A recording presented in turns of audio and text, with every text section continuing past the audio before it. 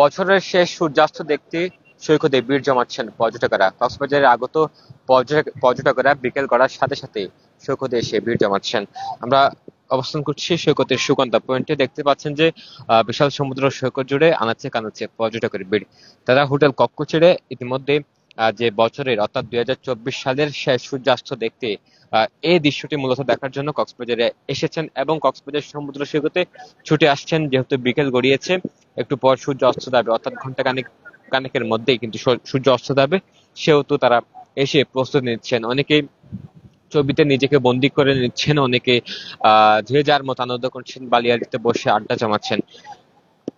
যে গেল বছর অর্থাৎ চলতি বছর আর একদিন, অর্থাৎ আজ রাতের পর নতুন সূর্যের উদয় হবে, অর্থাৎ 2025 সাল শুরু হবে এবং 2024 সালে সব দুঃখ ক্লানি কষ্ট ভুলতে, শেষ সূর্যাস্তের মতো বিদায় দিতে, সেই কষ্টগুলো বিদায় দিতে মূলত সৈকতে ছুটে আসা।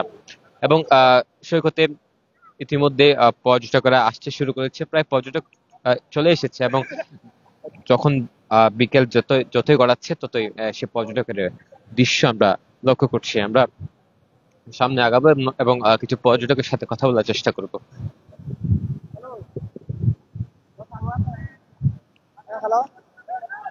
মূলত পর্যটক সংশ্লিষ্টদের ধারণা, আগামীকাল কক্সবাজারে 3 লাখের অধিক পর্যটকের সমাগম ঘটতে পারে, এমনটাই তারা ধারণা করছেন। ইতিমধ্যে প্রায় অধিকাংশ হোটেল কক্ষ বুকিং হয়েছে, যেহেতু পর্যটকরা অগ্রিম বুকিং অনেকে নিয়েছেন।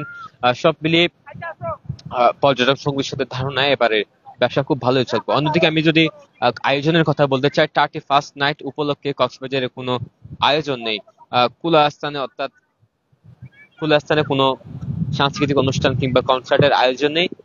কিছু 5 তারকা মানের হোটেলে প্রশাসনের অনুমতি সাপেক্ষে তারা 31st নাইটের আয়োজন করেছে হোটেলের অভ্যন্তরে। এছাড়া তেমন কোনো আয়োজন নেই। এছাড়া সৈকতে আতশবাজি ফাটানো নিষেধ, সেটি প্রশাসনের পক্ষ থেকে বলা হয়েছে। এবং পর্যটকেরা যেটি বলছেন যে তেমন কোনো আয়োজন না থাকার কারণে যে বছরের যে শেষ সূর্যাস্ত সেটি মূলত দেখার জন্য কক্সবাজারে ছুটে আসা।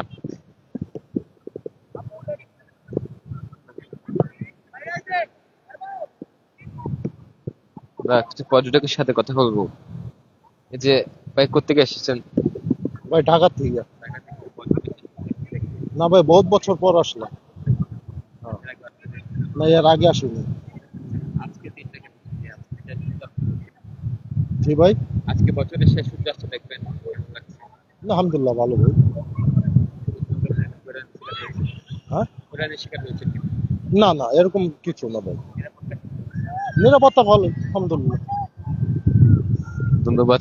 কথা বলছিলাম পর্যটকের সাথে, তিনি বলছেন যে কক্সবাজারে ছুটে আসা মূলত আনন্দ উপভোগের জন্য, অনেক বছর পর এসেছেন, তার অনুভূতি ব্যক্ত করছিলেন। এই যে সৈকত জুড়ে মানুষের আগমন সবচেয়ে বেশি, আজকে মূল আকর্ষণ হচ্ছে বছরের শেষ সূর্যাস্ত। এবং এই যে 2024 সাল, এই বছরের যে শেষ সূর্যাস্ত, মূলত এই দৃশ্যটি ছবিতে ধারণ করে নেওয়ার জন্য সৈকতে ছুটে আসা।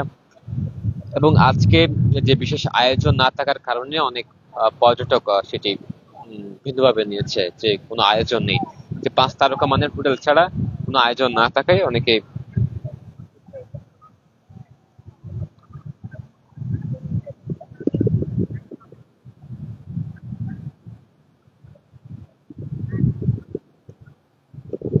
যে পর্যটন সংশ্লিষ্ট যারা ব্যবসায়ী রয়েছে তারা বলছেন যে আগামী 1 থেকে 2 দিন কক্সবাজারে বেশ পর্যটকের সমাগম করতে পারে। বিশেষ করে আজকের রাতের যে আয়োজন এবং আগামীকাল এবং পরশু, অর্থাৎ 3 দিন মূলত কক্সবাজারে লাখের অধিক পর্যটকের সমাগম করতে পারে।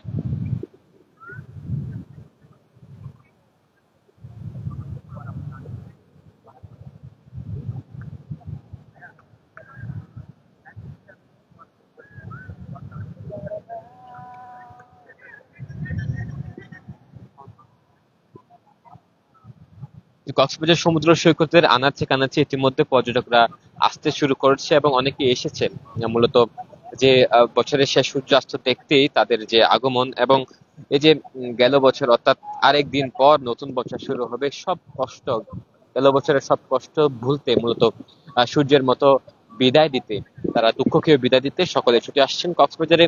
আগামী দুদিন কক্সবাজার ভরপুর পর্যটক থাকবে এমনটাই যে ধারণা করছেন সংশ্লিষ্টরা। দর্শক, এ ছিল সর্বশেষ।